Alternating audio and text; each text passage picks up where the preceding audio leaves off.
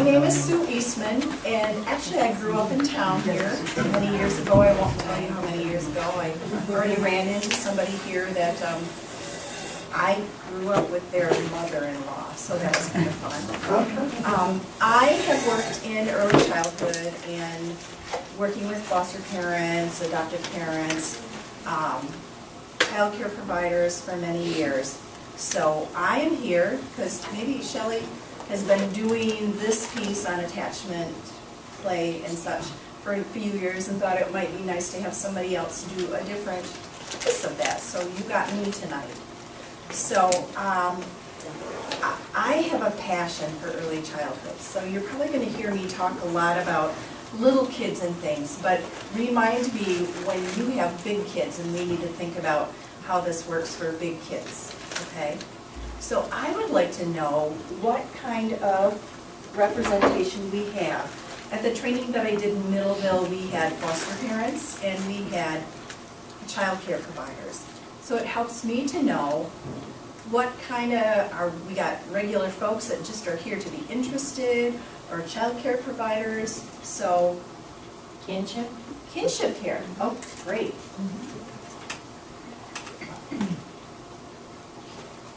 So you have a family member that you have in care, okay? But we're under the foster care, but It's there foster are. kinship. Yeah. Gotcha, yeah. It used to be many years ago that if you were kinship, you didn't get any money, didn't get any support. Yep. But so maybe that's changing a little bit. Don't know I yet. don't know. This is, you're still new into it. Okay. Yep, you'll be up for $70 every 2 weeks, so Well, I there's your retirement account right there. I got it kind of made. I lost a daughter, so my little guy gets He gets some SSRI. benefits. Benefits, okay. Kinship here also, Kinship, 5 adopted, 1 guardianship, 6 of them, okay, wow. ages 8 to 15. 8 to 15. Oh, Lordy. So are they kinship adoptions? 5 were adopted, 1's a guardianship, they all have the same. Okay, okay, all right, so lots of kinship this time. And I'm a foster parent. Foster parent, I have an okay. 8.5-month infant. 8.5-month-old, oh my goodness, and how long have you had this child? I've had him ever since he was 4 days old. Okay, Wow. Oh, wow. okay. I have a grandparent. I've had my choose for 12 years after the parents were killed in the fire. Okay, so kinship or guardianship then, or? Yes. Okay, so lots of family. One benefit of having adopted the kids was we got Social Security for them.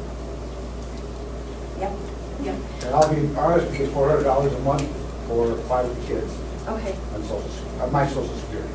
okay. So did you, since they were kinship adoptions, did you get any subsidy? Yes, we have all the subsidy from the city. Okay, good. The money is no problem.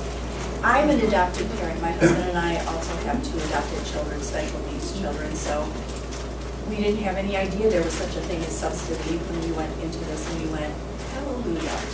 Because after a while, there are often costs. Yeah.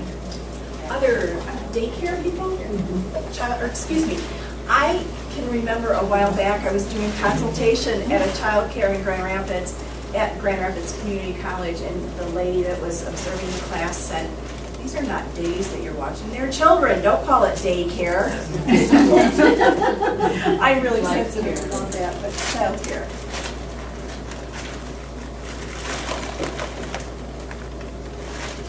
So any other, yeah? I volunteer with an organization called CASA. Yes. So you are involved with all aspects of this as a representative or as a advocate for the child. Okay, great. Other? Yeah. We have our grandson that lives with us, and then we have my mom that just moved in with us, so she's a lot of help. Okay. So you guys are the middle of the, you've got both ends. that We've been told it was a sandwich. What's the way to say that? Sandwich cookie or something, yeah. Okay. Other groups represented that want to mentioned. Okay, all right. I thought it might be kind of fun to just do a little bit of an icebreaker. So sometimes these things drive people crazy, sometimes they don't. But I'm gonna take a chance. No touching or hugging. I always hate those. No touching or hugging, so we're all set. If you could pair off with somebody, and it can be somebody you know or somebody you don't know, but if you don't know them, if you could find out their name and their favorite ice cream, and one random fact about them, and then we'll just introduce each other. Let's start off with the back corner. That's just unfair, isn't it? But if we could just, maybe have the 2 or 3 of you stand up, introduce the other person and their favorite kind of ice cream. This is Carol, and she likes Neapolitan. My name is Jerry. Jerry, my name's Jerry. Back. My favorite ice cream. All right. So let's just go down the line. I'm Jancy Lear, and these are my neighbors. This is Dana and her husband. And we live, well, she likes chocolate mint ice cream. Chocolate what? Mint. Oh, that sounds good. This is Jancy. She doesn't really like the ice cream. She eats yogurt, but her flavor is strawberry. Okay. Miller. He likes pecan. He likes pecan. Oh, okay. All righty. Thank you. Should we go across the back then? I'm Suzanne, and this is Luann, and Luann likes maple nut ice cream, and she cried like 3 days when we took her granddaughter from her, so she was really heartsick. Went back to Mom. Went back to Mom. Yeah.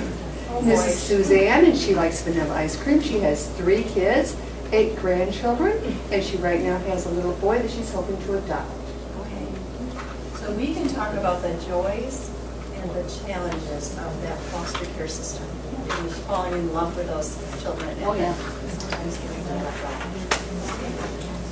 I'm Bill Westervelt. This is Ann Westervelt. She likes vanilla ice cream. I like butter pecan, and it's like they're pretty boring people. I've met some really nice people who like vanilla. Okay, let's do the next row. Oh, I withdraw. Next week. I'm Gloria, this is Nancy Shooty, and she likes butter pecan also. Okay. I like it. You like vanilla. And Gloria likes playing solitaire, also on the computer when it works. I'm a person that loves to read and play on the computer, listen to my scanner, chase my cats. Oh, my well, my goodness. children. Oh, my goodness. Next. Okay, this is Melissa, and Melissa and her husband have 7 kids. 5 of them are her brother's children. And and 2 of her own, and there's a possibility a new baby will be coming. So you have a hodgepodge.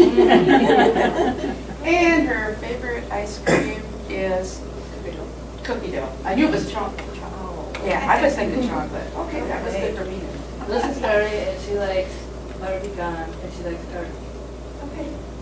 So you should be in your glory now that we have stopped rain and maybe we can get out and take a They picture. want to ask how many, is that also going to be kinship? Yeah, he's in foster care right now, but he's placed with the parents as of right now. He's placed with the parents, and the other 4 have been in town? 5. That's unusual. Well, it's St. Joe, it's Sturgis, so the counties are different. Yeah, so you can speak to the challenge of having children from different counties and how the systems work differently and how they don't always mesh really well. Yeah. Next. This is Haley. Haley likes vanilla ice cream, and she's a student at Kellogg Community College. Excellent. This is Pat. Her favorite is chocolate, and she's a sub at Milestones. Okay. At Milestones Development Center. We worked with Milestones in Grand Rapids. There were several up there, and we did our child childcare consultation project in Kent County with Milestones. Nice organization. This is Linda Grau. She likes vanilla bean and she works with the 2-year-olds at Child Development Center. This is Jessica. She also likes vanilla bean ice cream, and she works with the toddlers at Milestones. And she also has 2 girls, Kylie and Caitlin. She's with kids all the time. Not just vanilla, but vanilla bean. Yeah. Okay, well. This is Tammy. She likes blue stripes. She has an 11-year-old sister. Okay. And this is Robin. She likes butter pecan, and she has 4 daughters. The youngest is 21 all the way up to 33. Okay.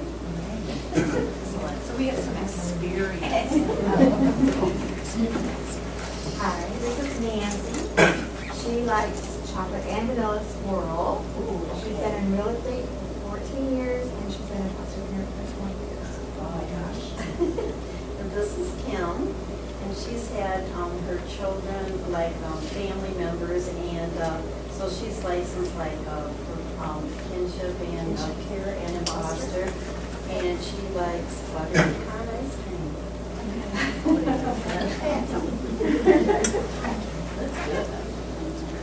I'm Jackie, and this is Melissa.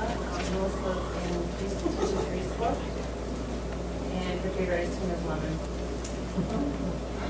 This is Kathy, and she works at Lifetime with the after-school program and substitute teacher and second-degree speech therapist. And I had her daughter at preschool 10 years ago. Wow. And So so why I played Yes. 12 years ago. So why time at Northeastern? Yep. Okay. Yeah.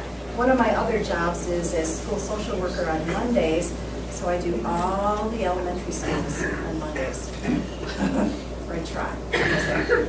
Okay. This is Chuck, and Chuck's raising 3 children, and he just got them. Okay. There you go. And his favorite ice cream is vanilla with chocolate and peanuts. This is Jerry. He didn't realize he was going to be raising kids at his age. Right. His 6 of them. yeah, 6. His favorite ice cream is peaches and cream. Go all the way to Plainville again. So you guys both can speak to, didn't expect to be raising small children at this That's age. right. Yeah. Okay. Well, plus ours came from Texas. Oh, my. Okay. I say wow a lot. Yeah. And you're pretty new in having them. Well, just got them Wednesday night. You're really new. Yes. So we gotta pray for you. Wow.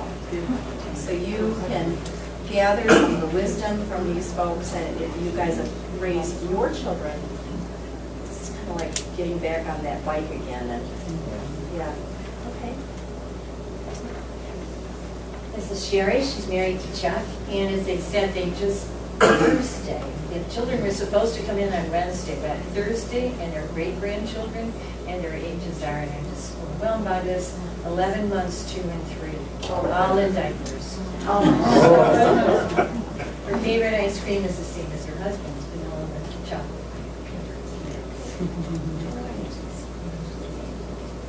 Her name is Sandy, and her favorite ice cream is butter pecan. And she thought she was pretty old doing this. Yeah, thank you, ladies and gentlemen. It's harder this time around, too. Not only because of the age, but there's been a change in the culture. Yes. For example, with our first 3 kids, I can't remember ever having to discipline them for vulgar language. They just didn't use it. Yep. Now, boy, we have to keep on top of them.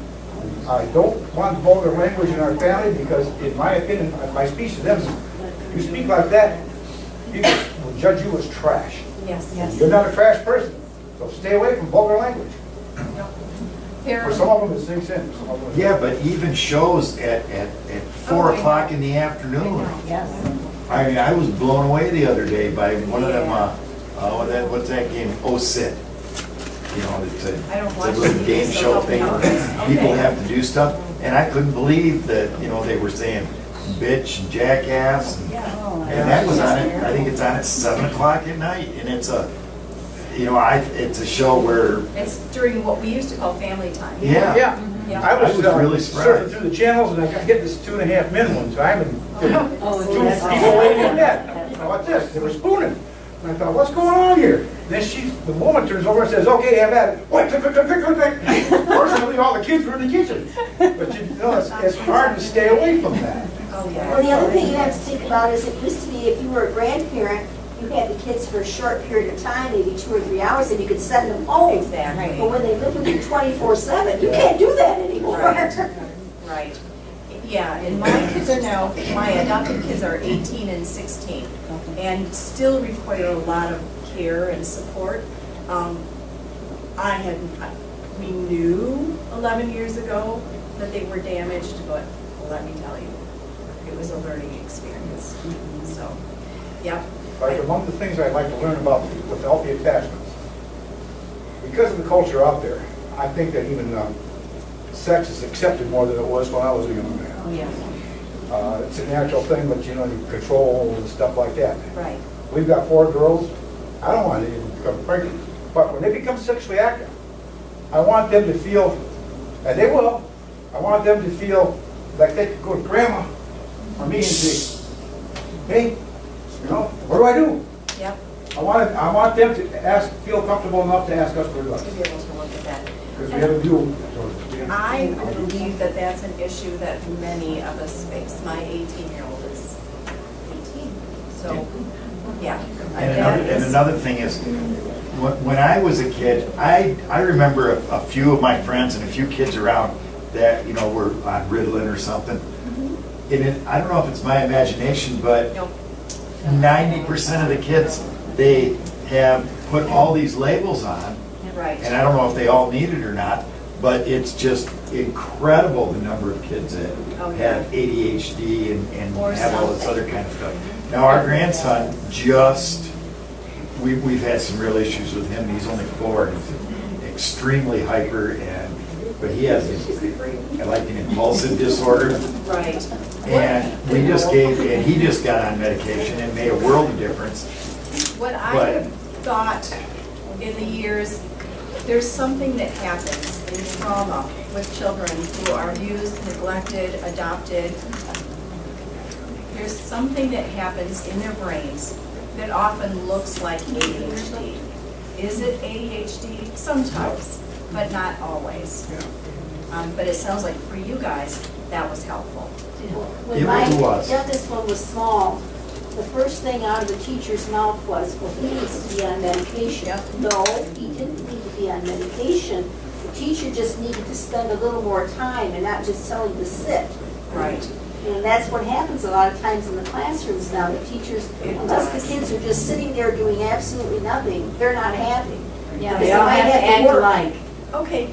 Yeah, But it does seem to be that the kids that are in foster care and stuff like that, there seems to be all of them that I've met, or maybe not all of them, but a big majority of them are more hyper than other kids. And they often are. And there are some scientific understandings about that. I won't get into it with you about that, but there are some things that happen in the brains of kids who have experienced trauma, whether it's chronic, like over a long period of time, or a sudden event. There's some things that happen brain function, and sometimes they look very ADHD in the classroom. Sometimes they are. But other times I will have them in my office and they're not that way at home. They're not that way in other settings. So it's complicated. And to the defense of teachers, I've been in the schools here in Hastings and watched these kids in the classroom, and some of them are very difficult. And teachers are not perfect, but when I watch them, and I know at least in Hastings, our kindergarten teachers don't have aides.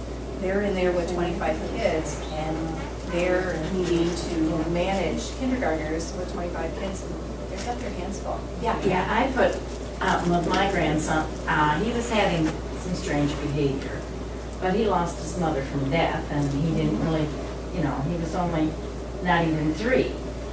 but I put it off. I didn't like the medicine thing. I didn't want to put him on medicine. Well, it got to the point that we did. And he's a totally different person. But he has sensory problems too. I can't remember what he had for lunch. Sensory. Other people heard that word sensory. Is that a word that people are used to hearing? No. Huge issue. There's a book or in a series of books out there, The Out of Sync Child. That's kind of a classic, and there are many variations of that over the years that have come out. The out of sync child, that child who struggles with sensory, whether that be noises, smells, touch, what you call vestibular, the way your body moves. All those things can be huge. Can that stuff run in families? Maybe. Well, Maybe. I have two great-grandsons two great-grandsons that are the same age as my grandson that I'm taking care of. And one of them has light autism, ADHD, sensory problems, and the other one is that other. Asperger's? Yeah, Asperger's. He walks upstairs kind of funny.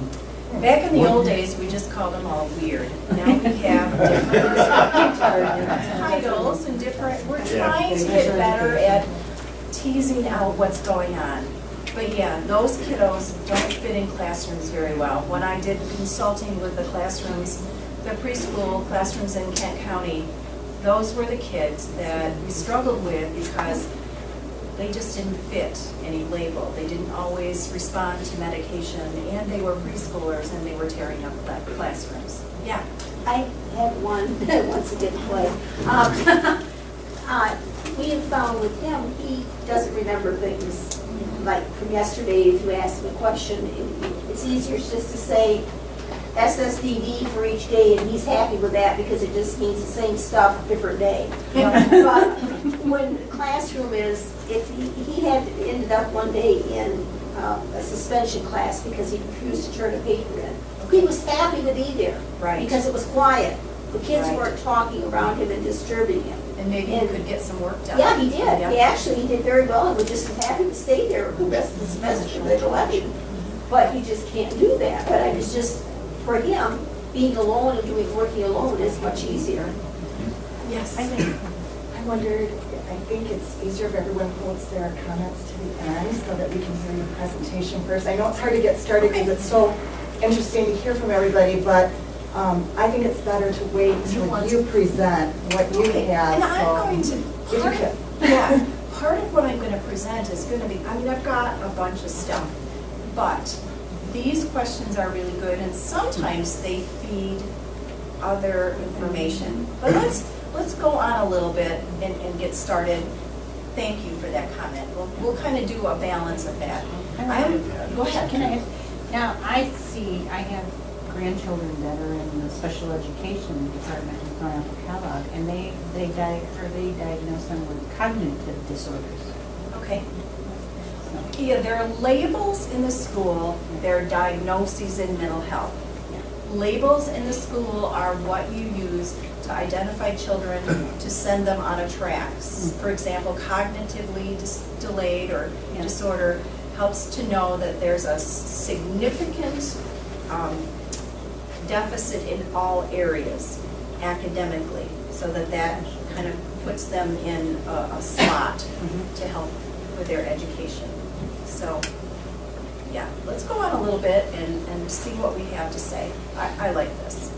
Just no matter how big and bad you are, when a 2-year-old hands you a toy phone, you answer it. I just thought that was cute. Think about what kids need, and we have a variety of different providers and caregivers for kids in this room. Your roles are different. As a child care provider, you have some things to offer kids. As a foster parent, you have some things to offer kids. As a parent, some of us, many of us have the role of parent, grandparent, foster parent, child care provider. So we look at all those roles together. But when you think about what kids need, whether you're the child care provider or the parent or foster parent, parent, you can be a cornerstone for them about what they need. So let's, again, do some kind of writing things down. So what do kids need? Let's just think about some of the things that they need. Love and attention. Would somebody like to be the Vanna and write these while I need a Vanna, somebody who's not afraid to let their printing be up there on the other side. So I can, come on out.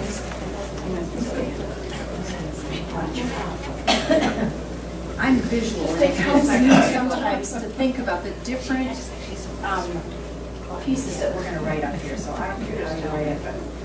Yep, love and attention. That was one thing that was mentioned.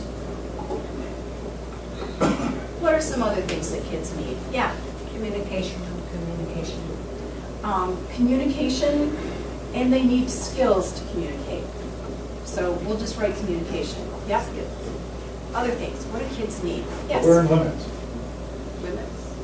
I was just saying the children that I see, they just so appreciate time stuff. Time. Which kind of goes with the love and attention. Yes. Time and limits. I heard limits over here. Excellent. Yeah, that's hard. And if we've raised kids a while back and now we're raising kids again, maybe those limits look different. Yeah. Yes. Structure. Structure. Yes. Time limit, structure. Yes. Approval. Approval. Affirmation, praise. Yeah. Okay. Security. Security. Yes. To know that whoever loves them is going to be here today, tomorrow, and the next day in all situations. And with those who have kids in foster care or kinship care, that's been blown right off, hasn't it? I mean, that's just not happening. Yeah. Heard it here. Oh, security, consistency, was that said, or security? I don't remember what it was. I don't remember, but it was Encouragement, praise. Yeah, I think that must have been encouragement. And I was thinking consistency, because that's what I was addressing, so that knowing that you're going to be there, knowing that you're going to, no matter what they do, you're going to be there. Because believe me, some of these kids do things that you scratch your head and go, really? Proper nutrition. Nutrition. Proper Yes. nutrition. Yes. To be obese. Yes. Yes. Nutrition. That's right. How do you spell it? Oh, good. Nutrition is huge. Think about with children how that makes a difference in the way they're behaving. If they're having all sugar and carbs, and that's what they're living on, and they already have a tendency to be hyperactive and have difficulty focusing, that makes it even worse. Okay. Yeah. They need discipline. Discipline, yes. Yeah, that's not up there yet, is it? Adequate sleep. Sleep, absolutely. You cannot imagine. I was consulting with a teacher today who had a child who was struggling with behavior in her classroom, and she said, we let this child sleep sometimes. She said, we literally have let this child just put her head down on the floor and fall asleep for half an hour, and the other kids gave her the peace because that child, I mean, maybe you'd be horrified by that, but this teacher is an excellent teacher, and she knew she needed to choose her battles. That child, for whatever reason, was not getting adequate sleep. They need to learn some self-control also. Self-control. And that will come. With kids who have gone through damage or trauma, self-control is a ways down the line. So they need more other regulation. Self-regulation is what I use to talk about that ability to manage their own feelings and behavior. When they have not had that or have that consistency, they need that coming from the adults that love them. So that other regulation. Yeah. As long as you're talking about that, we're helping raise a great-grandson, he's 4. And I was always told that he was not a self-soother. And it's taken me until probably the last 6 months to realize what that meant. Okay. I really, I guess well, I didn't know what. Right, it's a psych mumbo jumbo word, isn't it? And what we found is that he just doesn't know how to take care of his own needs. Right. He's totally wanting everyone else Right. around him to calm him down, and we've learned how to do that, but still in all, that's something that exactly, needs, especially with these kids coming from all different areas. Yeah, and often they use not very good strategies to care for themselves or soothe themselves. Kids, I used to feel like sucking thumbs or fingers was a horrible thing, but you know what that's doing? That's that child's strategy to soothe themselves. And there are some strategies that are more acceptable than others. And then there's those children who, for whatever reason, have very little ability to do that. So they need, again, the support of the adults that love them to do that. Yeah, I found that chewing gum helps my grandson concentrate. Yes. They don't want him to do that at school. That is a But it double-edged helps him. sword. That is a strategy that occupational therapists use a lot. And we could talk, anybody ever heard of occupational therapy? They have been my heroes. With 2 special needs children, they are incredible to think of ideas to help children regulate. And it's a double-edged sword. In some classrooms, teachers really don't care for having gum stuck to your shoes or to the bottom of the desk or things like that. So it can be a challenge. But other teachers and with other situations know that that can help soothe a child. So Helps him concentrate, and he knows where it goes and how to take care of it. good. Not all of them do. Yes. I think another thing they need to learn is consideration. My point of view Yes. is that a human being is born with the idea that first, I'm the only one.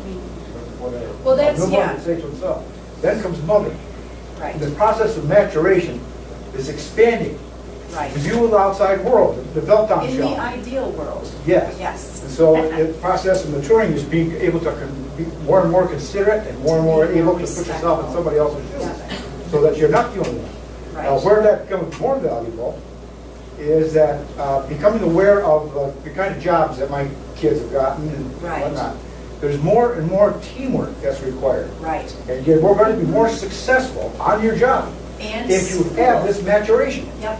And schools try to do a lot of more cooperative work, but those kids who've been damaged in some way have not had the opportunity to learn that respect or to learn, you know, if you're so worried about getting your own needs met because they've never been met, how in heaven's name can you think about understanding the needs of somebody else? So I agree with you. Teaching respect and teaching consideration for others is a huge piece of what needs to happen. But sometimes it's like when they're starting back in toddlerhood, as far as their understanding of that, you can't expect them to jump to, I'm ready to have a job and to be responsible.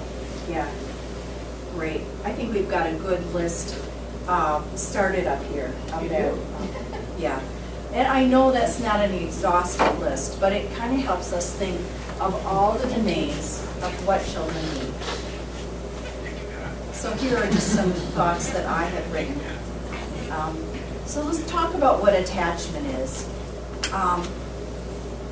People want to kind of put what they think attachment is, or kind of give some thoughts about who else wants to come up and write. We'll not make Pat do all this. Anybody? We could have a male retired teacher. We could? We could have a male retired teacher. Do what? Right. I was thinking, right? Right. Maybe. We're chair. Yeah, we'll take turns. Sure. Jerry. Sure, I'll do it. Very good. I don't look like that, though. Exactly. Yeah, you go over there.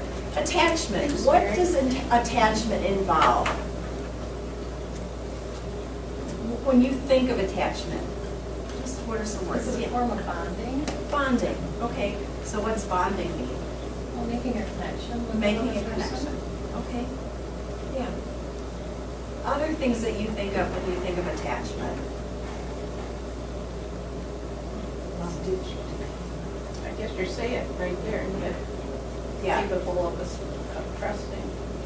Okay, Another learning or person. being able to trust. So somewhere in there, attachment would imply, if there's a healthy attachment, it would imply trust.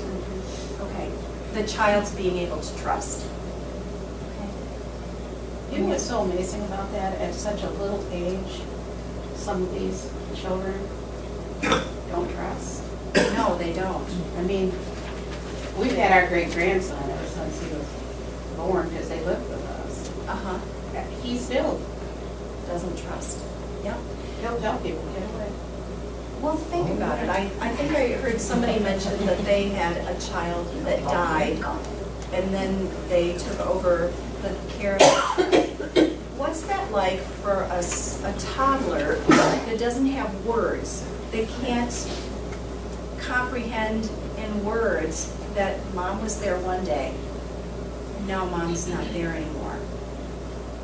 I'm here to tell you that that child feels that loss, but may not be able to organize it and describe it in words, but that loss is within them, which makes it even more difficult because they have no way to retrieve that and make sense out of it.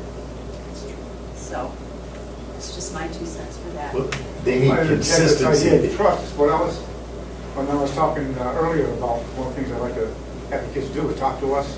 Right. You know, as they get older. And as I think about it, that means assuming that they trust us. Right. And as a school social worker, I've had people tell me things in school that I had to report. And then CPS came, and then parents were questioning. What does that do to trust? Yeah.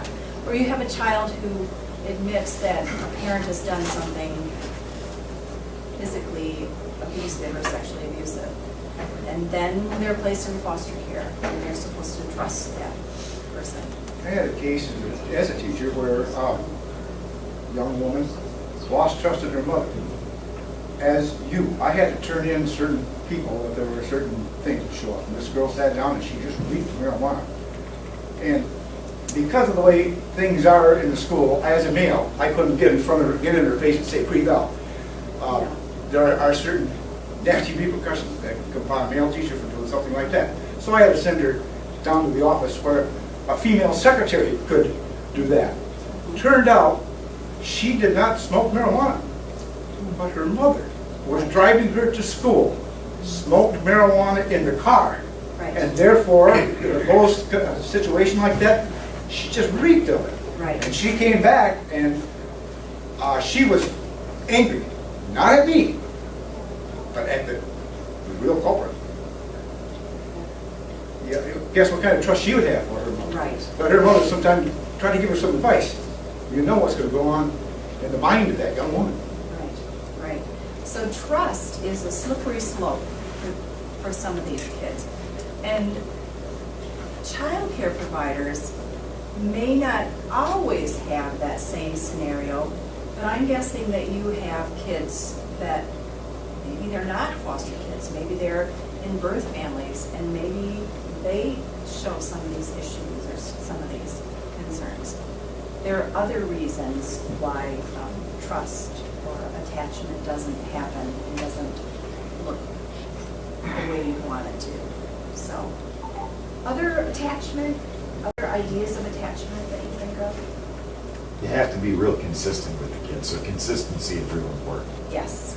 Yep. Again, do what you say you're going to do. Be there consistently. Yeah. Okay. Great. Thank you. Give our man. White stroll. There you go. So does that mean he's manna? Manna? Right. I like that. some things about attachment. It's a fundamental thing. It's not a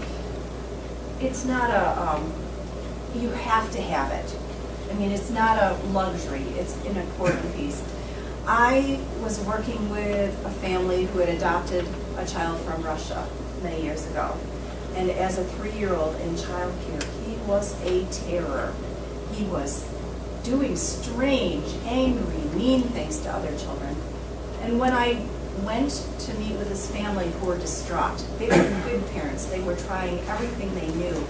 But what we learned or understood as we talked about this child's history before he came to them when he was about 9 months of age. In that time before, he was in an orphanage in Russia, which had excellent custodial care. However, as a child care provider, do you child care providers have a primary caregiver in your younger classrooms? These children didn't have a primary caregiver. So this child, from about a month of age, when he went into this adoption or this orphanage, until he was about 9 months old, had no primary caregiver, and he had several surgeries, corrective surgeries during that time. And they didn't really believe in pain management and things like that. So you had a child who did not have a sense of who parent or caregiver was, who went through several invasive surgeries and things and didn't have anybody that he could trust or go to at a time when he didn't have a way to remember that or organize that in his head.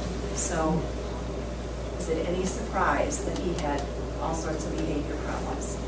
I hear over and over again that when things happen to children less than 3 years old, that it's not a problem, they won't remember it.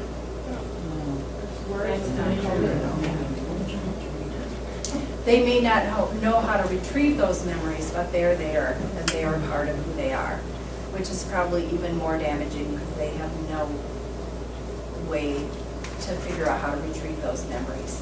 So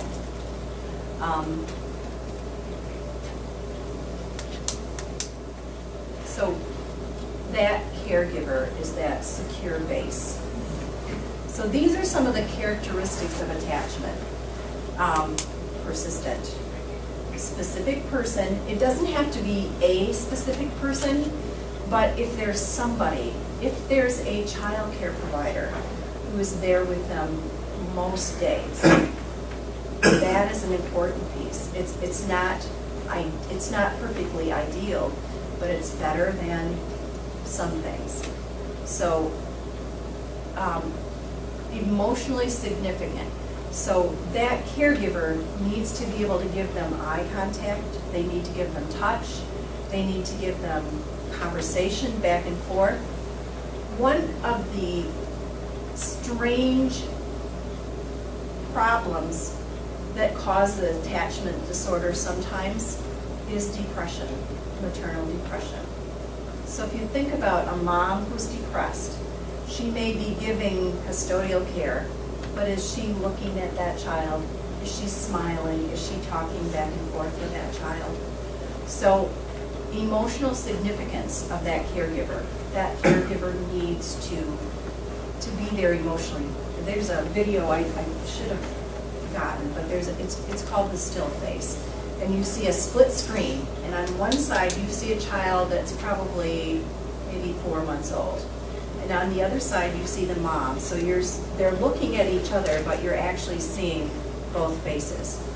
And the mom is asked to engage with that child. So you can see the back and forth of that child and that mom. And there's cooing and there's smiling going back and forth. And then that mom is asked to keep her face still for 1 minute. You cannot imagine how painful it is to watch this child trying to engage that mom, trying to get her to do something, and eventually she gives up. But if you can ever watch that, I don't know if I can help you find the link, but it is extremely telling as far as how important that back and forth, that emotional connection is. Closeness is preferred. If you're needing touch and emotional support and things, it's kind of hard to do it from across the room. It's kind of hard to do it over the phone or over text. I know a lot of child cares are now using the video feeds so parents can watch the children. Do your child care centers provide that? Yeah. I have mixed feelings about that. Yeah, I think it's great to have parents be able to see their child, but I'm just not sure how I feel about that. Security and comfort is sought from this person. There should be distress at involuntary separation. If you have a parent or a caregiver that when that child is separated surprisingly or suddenly and there's no reaction, that makes me worry. One of the things I did when I worked at Arbor Circle in Grand Rapids is we had what was called a parent nurturing class. It was a class for birth parents who were trying to go through a parenting class and their children that brought them together. So we had a time for the parents to learn and to learn some parenting skills, and then a time for the children to come together with those parents and have a meal together. It broke my heart when I would see like the foster care provider transporters would bring that child from the foster home to our center and plop them into my arms or the other caregiver's arms, and some of those children just sort of sat there. They didn't cry, they didn't fuss, they didn't hold their hands out to you, they just kind of sat there. That, to me, is scary. But I remember a friend of mine who was a child care worker who said, oh, those were the kids we thought were great because they never were a problem in child care. But she now has gone on to get her PhD and is a wise woman. But that was her first impression as a young child care provider. That, oh, those are fun. They don't require any care or anything. But children in normal situations show distress when they're separated from that person that they love. And that doesn't mean if you have a pretty outgoing child that likes new situations and likes to meet new people, that sometimes you may feel like, oh my gosh, you know, they're just loving everybody. And that's not the same as a child who is just not there emotionally. So.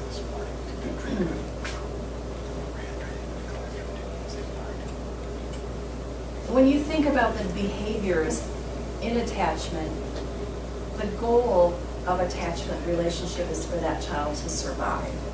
That's what the basis of all this is about. So survival is that thing. And you think about what you as an adult give to that relationship, and then what that child provides in that relationship. So even as a small child, as an infant, these smiling, vocalizing, crying, approach, following, these are the things that children do to engage us, whether it's the caregiver or the parent or whatever. In the example that I just provided, I have a set of twins from about 10 years ago that were probably 9 months old. And each of those boys, we put them in my arms and they would just flop there. Think about, they had none of that stuff going on. How were they able to provide their side of that attachment relationship? Just very painful to watch.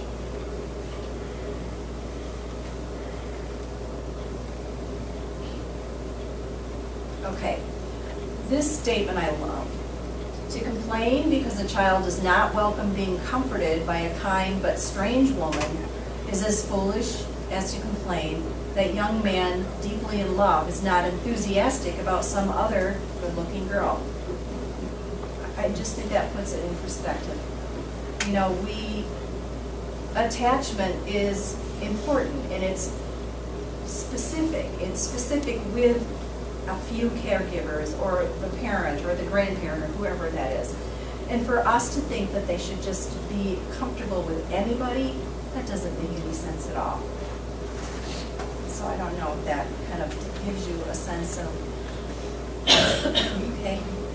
So again, let's do some writing up here and thinking about what a nurturing caregiver provides. What are some things that a nurturing caregiver provides? Well, I know with our little one, if I'm busy doing something, that's when he kind of challenges me as to, is she going to leave what she's doing and hold me, hug me, or is she too busy? So they test you a bit, don't they? Yeah. So what do they need from you at that time? I'll turn to him and I'll say, because I call him Stinky all the time. I go, what do you need, Stinky? And he'll say, just hold me. I'm scared. Okay. He needs that reassurance. They need engagement, yeah. That is, yeah, just that reassurance that.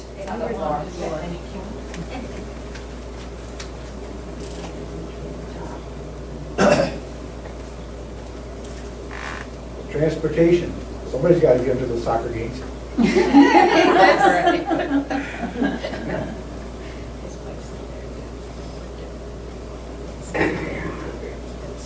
Interaction. Appointments, and I heard somebody else. Interaction. Interaction. Yes.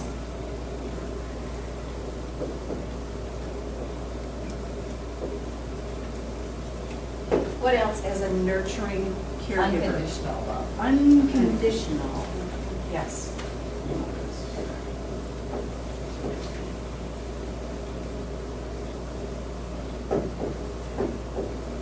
Which can be hard to do when you have a child that the school's calling every day or the child care is calling every day and saying they're doing it again, or they're biting, or they wipe feces all over the wall, or they've done whatever. I mean, the examples that I use are real. So they may sound disturbing, but I don't make them up. So Once again, they need security. yes, yes. So how do we, as nurturing caregivers, provide that for them? What do we do? Be there. Being there. Okay. Yeah, and accepting, no matter what. So how do you do that when you're burned out? What do you do? Cuddle. What's that? We cuddle. We're burned out, and so we just cuddle, you know, we're there. Okay, Good luck, so somebody. sometimes you just hold. Yeah. Yeah, okay. I think being interested too in what they're interested in Excellent, is important. yes. Very important. Yeah. Because we want them to be interested in what we're interested in, but it's totally different. You know, we get into their world and want to be interested in what they are. Yes. And for child care providers, I have seen a range of what I really like and what I don't like in child care. There's a classroom that I used to go in many years ago. Where when the 4-year-olds would do an activity. So they were going to make a tree with tearing pieces and putting it on the page and gluing that on the page. In this child care, you would have the example of the tree, and the teachers would make the tree, and take the child's hands and put them on the tree and say, no, no, no, let's make it look like a tree. That made me uncomfortable. So sometimes, like you said, if that tree doesn't, if the leaves are not on the tree, they're on the back of the page, or they're upside down, or whatever, is that really a problem? Yeah, they're taken away from their accomplishments. Yeah. Sometimes, with little ones, we need to be comfortable with what they provide. Maybe it's fall, and they want the leaves to be on the ground. They don't want them on their tree. So listening and understanding what that's about. Or there was a storm, and the tree blew over. So sometimes giving that child the stuff and letting them do with it what they can. Expression. That can be easier for some of us than others. You know, there are those of us who, as moms, I got better with my other children than my firstborn. How many of you are firstborns? Ever find yourself kind of having to do it exactly right? Yeah. Thank goodness there are more than first thoughts, because we kind of loosen up a little bit and are able to allow that. So what other things would a nurturing caregiver provide? Patience. Patience, yes, which goes along with unconditional love. And listening. Yes. One of the boys in my class he said, let's talk. He just wanted to sit at the picnic table outside and talk. I said, what do you want to talk about? I don't know. But, you just start talking. Yeah. And that's really what he wanted. He Yeah. wanted to talk. Yeah, as a therapist, there's a technique. Stanley Greenspan was kind of one of the initiators of work with autistic children. And he had a concept many years ago that he's expanded on and worked with autism called floor play and floor time. And the basis of that was to have a child given several different toys and things and let that child lead play.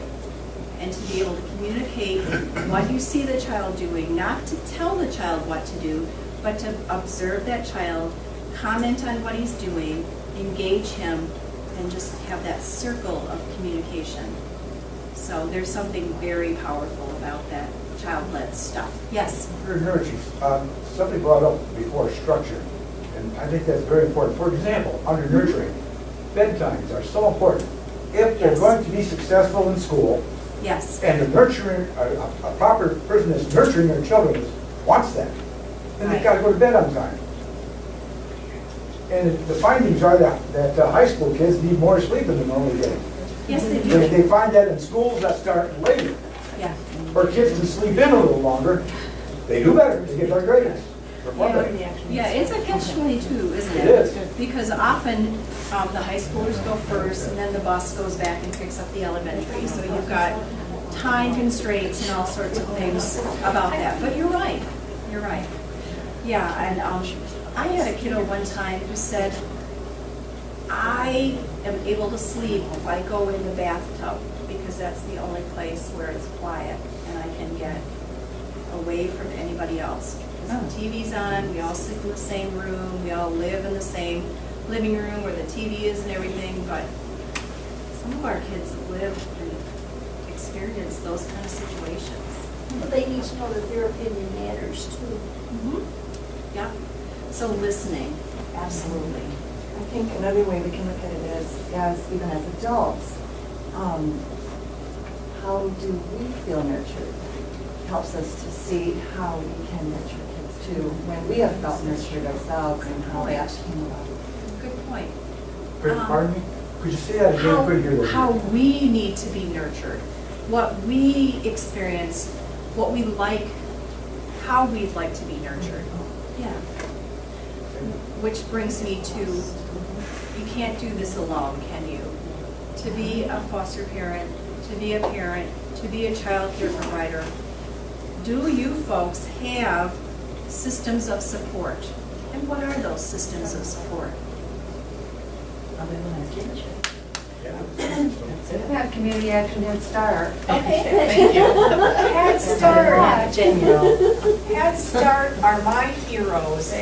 I did supervision with a group of early Head Start practitioners up in Scottsville area. That whole program, I know it's not perfect, but they are my heroes. They build in a holistic approach. They've got classes for parents. They do dental and medical kind of stuff. They try to support special ed as much as they can. They try. So They like to be with early on. absolutely, early on, they are also my heroes. Yes, 0 to 3. If there are risk factors, not documented problems, but risk factors, that child can be supported with early on. And early on linked me with, what was that, vocational? What is it? The occupational. Occupational therapist. Yes, my heroes again. Yes, there's so many things. I had a son who has horrible fine motor skills. At 16, he still cannot write his name across a page. So he does a lot of keyboarding. But in elementary school, one of the coolest things, just as simple as could be, they would take a long bolt and put it on his pencil and put rubber bands on each end so that he had more motor control. I mean, occupational therapists there's just so many amazing things that they can do to help children with fetal alcohol or autism or the other things that go on out there, kids with early on. It's just amazing. BISD has a program like that. Yep, yes. All, in the state of Michigan, all children 0 to 3 can be eligible for early on. It's across the board. It's the 0 to 3 piece of special education. Yeah. And the cool thing about it is it doesn't have to have a documented disability, but a risk of disability. So, absolutely. You just said 0 to 3. Early on, 0 to 3. Yeah. But it obviously goes past when they're 3 then. When they turn 3, then they go into the regular special education system. So there's pre-primary impaired classrooms through BISD. There are classroom supports and home visitors and things. Oh. But early on, huge innovative piece in the state of Michigan. I am so proud of Michigan for early on. They just are. I have a 26-year-old now that he went to school and was 18 months old through BISD to primary impaired program, right up through, and they help him all the way. He can live on his own.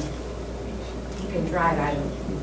I watched his driving, but drive him nuts. But he can drive. He can take care of himself. Right. He can cook. He can clean his own laundry. Through the help of them, who teaches us how to teach him. Exactly. It's frustrating. Yes. Very frustrating when you teach a child that has brain damage Yes. to do these things, but you Absolutely. are consistent. He's a lot consistent. So for foster parents and child care providers, when you see concerns about children, parents are not always receptive to that. I think you guys as child care providers are probably, I have a child care provider for my 16-year-old because he's very impaired. Often she'll come to me and say, how can I approach these parents and help them understand that I think there's something wrong with this child? It's very difficult for a parent to hear there's something wrong with your child.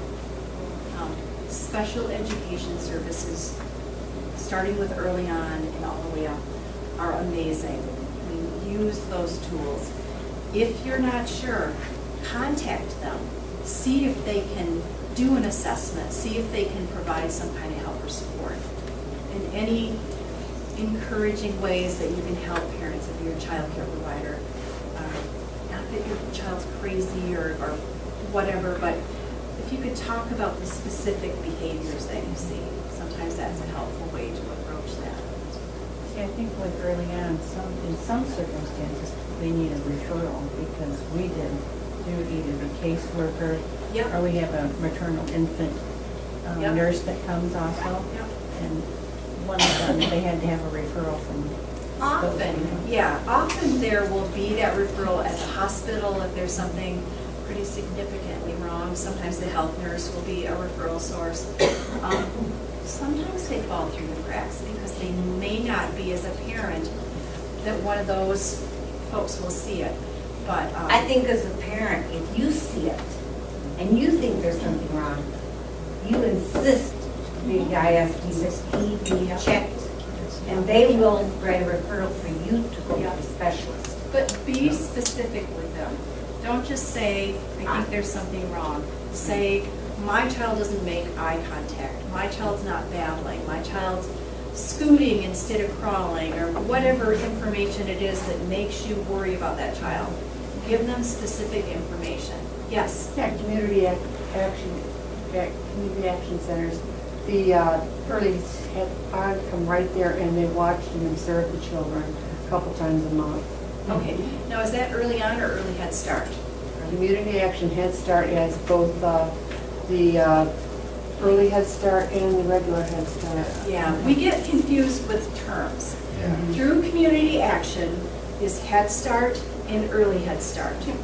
Head Start is a classroom-based program. Early Head Start in this community I'm not as familiar with. Some, like in Kent County, they only served childcare providers. That was the way they did their Early Head Start funding. But when I worked in Scottville and supervised the Early Head Start staff, they did home visiting. So Early Head Start and Head Start are one thing.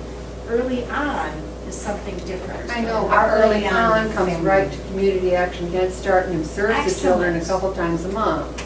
Wonderful. They come to your house Okay. every month. Yep. When I worked up in Grayling, I was the child care consultant for Head Start there. Yeah, They- early adult. Head Start has to have a mental health component to their services. So however they do that, they're often very creative. Maybe they'll hire an outside consultant, which is what they did when I did that. Maybe they have a good relationship with early on, and they do it that way. So, yes. My thing is, you know, I don't know if other people are experiencing it, but from my era, which is in the 50s, you know, in the 60s, it was so different when you were raising your children. I raised 5, and then when my son died, I took his 2, and we did that kinship with them and helped them get through from 10 on. And now I've been primary for my granddaughter's son, who is our great-grandson. Okay. And what a difference it's made. And one of the things that I'm learning with him is that we've always been in the picture because they lived with us. And then she has some issues, mental health issues of her own. So, you know, we just kind of like slowly did more and more and more. And the doctors were saying, don't leave her alone with him because she's bipolar and depression and you name it. And he needs that. She may not be at the point yet where. Yeah. And so what I've learned is patience with the system. Yes. Because I was in the system, I worked in the system. Right. And to be patient with these agencies and these therapists, and we have him now in mental health to try to determine what could be. What's going on. We've been told he's autistic, or little autistic, if there's such a thing. We've been told that he has sensory problems. He's an asthmatic. We were told he had petit mal seizures. All of a sudden, he's not having seizures anymore. I mean, and there's no, yeah, if you believe them, but if you still see things like that, how can you take a child from Keppra, which is a medication for seizures, and 2 days later, he doesn't need it because they didn't see this or that. And so it's been really difficult for me to continue trusting the system when it doesn't know. It doesn't. And they fall through the cracks because the occupational therapist from VISD did a observation in the classroom, which he is totally different in the classroom because it's routine. And it's. And how old is this child? He's 4. He just turned 4. So I met with, I have many friends still in the system. Praise God for that. And I just said, what the hell do I do now? Because I'm getting tired of being told he's this, and that, and then next week he's not this, and that. And nobody wants to evaluate him because that means rating up what you evaluated. They don't want to come to the house because they don't get transportation. So it slowly, how many, you know, how these kids are falling through. System that I forgot to mention that I should hit myself. Shelley Martin, who is here and was taping, is the infant mental health therapist. 0 to 3 in this county, but Shelley also does home base, so I have not talked to her. But if a child has bonding and attachment issues, then Shelley is the one that coordinates and understands that system of care. What was really wonderful with his mother was in school when she didn't graduate with everyone else, She stayed in alternative. And so the pregnancy was through the alternative. And she was in what they call infant and maternal support system. So we had community action agency coming to the house all the time, which was wonderful because she never babysat anybody. She just kind of lived in her own little la-la land, you know. And so they really helped her through that. But I want to do what we can do for Jonathan before he goes to school. Right. Because once in school, the other kids don't look at them as different. Right. They look at him as stupid, a baby. So you have your work cut out for you advocating with the system for these children. Yep. I tell parents and foster care parents and adoptive parents, you have to have thick skins. And you have to learn to be tactful because you're going to turn off the professionals if you go at them with,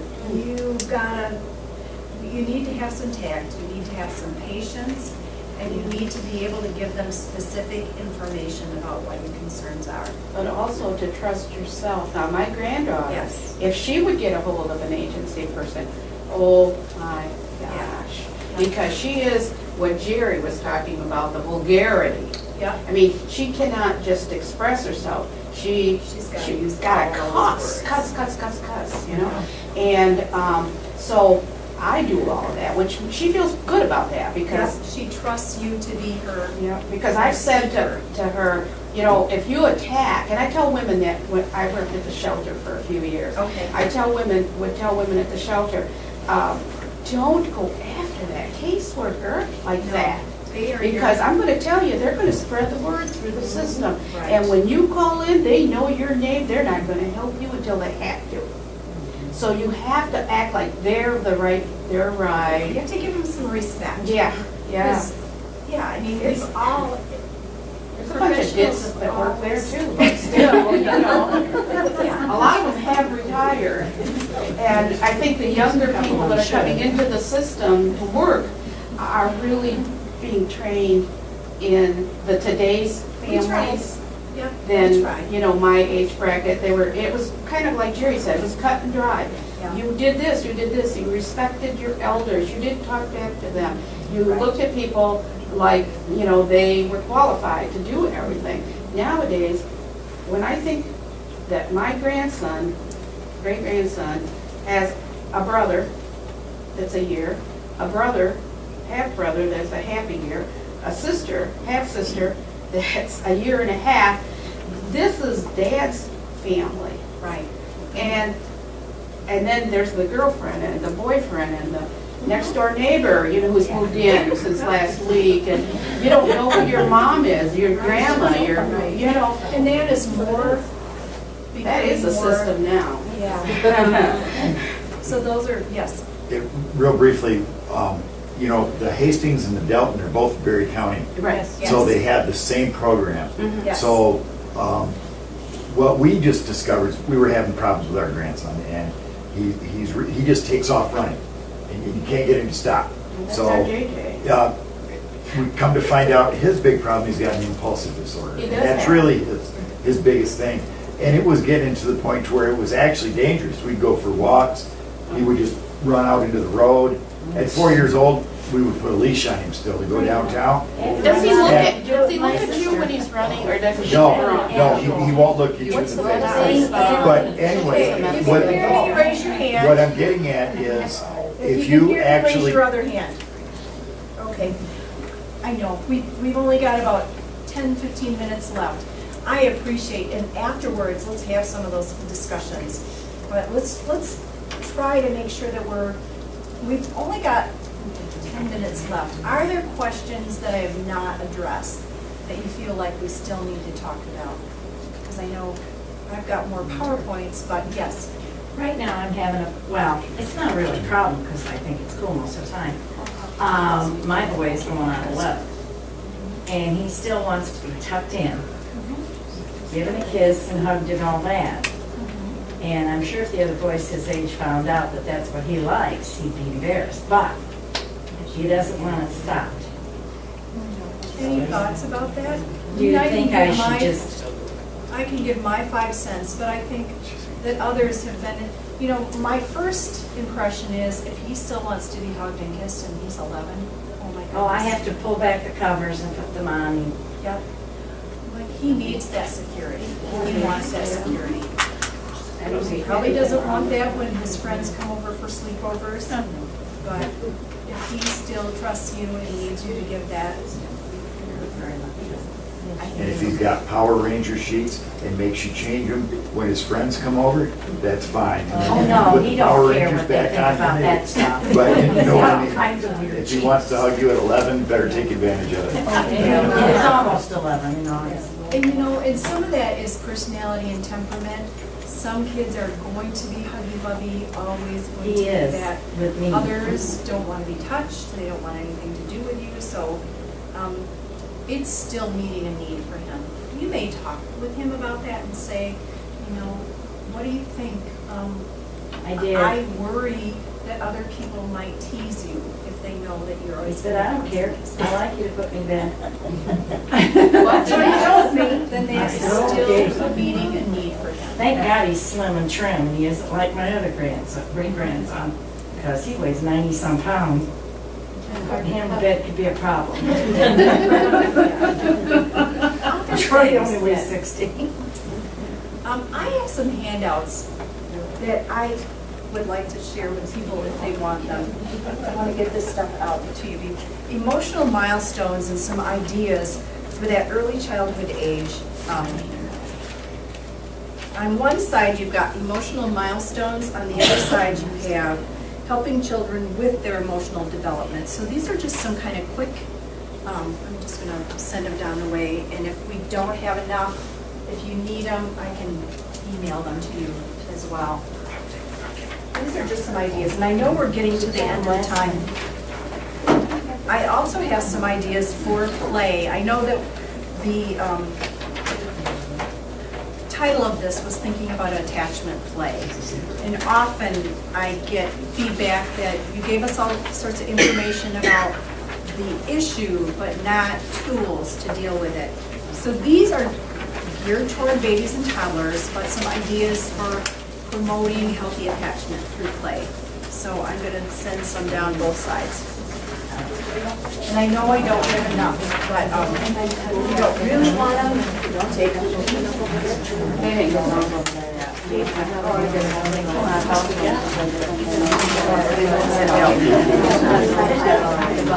these are more ideas for attachment play. Oh, yep. Okay, everybody got one. And there are 4 pages to each of these, so you'll want to go. Anybody want some more of these that didn't get the same one? Yeah. Did everybody get these? I'm going to just pass these around. There's 4 pages altogether. The first page is 10 little fingers, so you'll want to get on 4 sheets. You walk around, that's great. Oh, yeah, I love it. Yeah, Cheryl. Cheryl, over my head. Yep. She's really wonderful.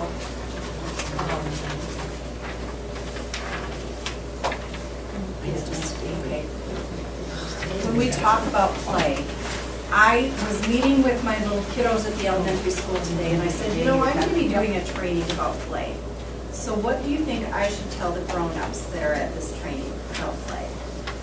And so I got some ideas of different activities. One of the things that kind of came through to me is they wanted to be able to have some input into their play. They wanted to be able to say something about that play and how they did it. I got some wonderfully imaginative ideas about how to play. I was pleasantly surprised. I was afraid I was going to get, let me play Minecraft on the computer and that's I did get one of those, but I got ideas about ways to pretend that you're the planets and you're interacting. Who would have thought of that? And that was from about a 3rd grader. So play, I just did a training in Grand Rapids on Friday about the importance of play in emotional development. I can't tell you how important play is. I mean, it's such a huge piece of what's important. We think about play today centers around a toy, a transformer, Lightning McQueen, a movie, a theme of some sort. When some of us older folks played as children, it was different. And there's some pros and cons to the way as it is now, but it has changed a lot. We could take a stick and some dirt and create something out of it. Nowadays, children are more inclined to have a toy that has a button that you push that does something. I'm not saying one way is better or worse, but I think there are issues about both. When you think about how we think about play, in school, less time is allotted to recess for just free play time. TV, computer games, Wii, those kind of things. There's more of that and less I just go outside and play. Scheduled and structured activities. I have to laugh. I went to my 3-year-old and 2-month-old grandson's soccer game on Saturday. I love my kids, but I'm thinking maybe that's a little young. We are doing that more and more all the time. Is that a good thing or a bad thing? I don't know. Structured play. It does. Absolutely. And it also requires the parents to give them more Yes, attention. the parents are with them. Yeah, And psychologist says it's a good outlet for their energy. yes, yes. So there are some positives about it, absolutely. But there's also some positives. When my husband, who is 58, was a teenager in high school, he used to work with Y baseball. And he would take the little kids out and they would all have a game of baseball. They would pick their teams and they would play. Now, in elementary school, we've got teams, we've got sponsors, we've got equipment, we've got parents there. Sometimes that's good. I mean, there's some positive things to that, but he was also a league president, and he got complaints from parents about all the different ways that other parents were doing things. He said to me several times, you know, I think it was easier and maybe more productive for the children when they just went out and played. And they had to pick their teams and they had to resolve their own conflict. So I think there are different thoughts about different. Kids don't use their imagination anymore either. If they don't have this box in front of them, they don't think they can do it. Yeah.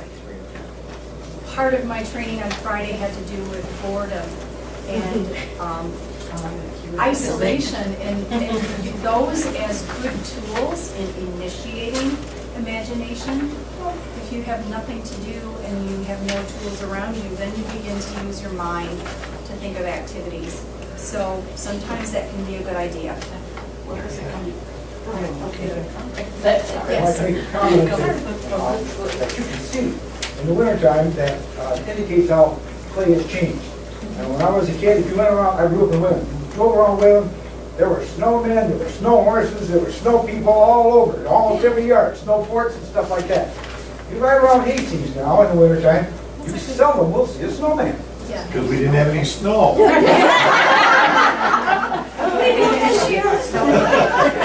But even when the snow comes, they're sitting inside playing Nintendo. Yeah, I'm not here to say that one is right or wrong, but I just hope I'm giving you food for thought about these things. Play has changed and the trends have changed. We're not going to have time for my little video, but this is just a neat little saying that I copied. When you ask me what I've done at school today and I say I just played, please don't misunderstand me, for you see I'm learning as I play. I'm learning to enjoy and to be successful in my work. I'm preparing for tomorrow. Today I'm a child and my work is play.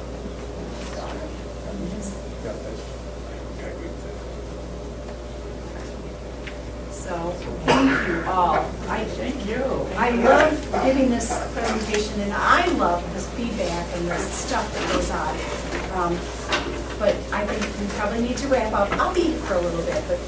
You have your pulse survey? No, you do not.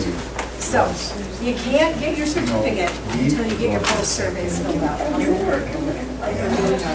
I working there?